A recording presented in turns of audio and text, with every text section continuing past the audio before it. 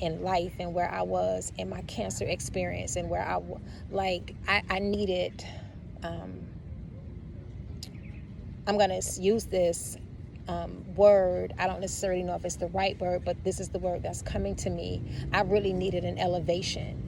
And unfortunately, and I really needed to be healed from a different space. And I don't really think there's certain aspects of church that really encourage you to find you. And so I really, really needed to find me.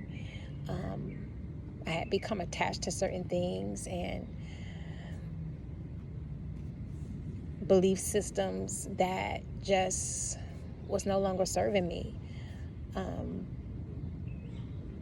But I had to let go a lot. It just wasn't this whole context of church Alexis. There were a lot of things and beliefs that I just had to relinquish.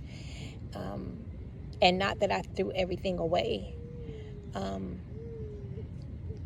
But at the same time, I decided to start from ground zero. I came in as though I knew nothing at all.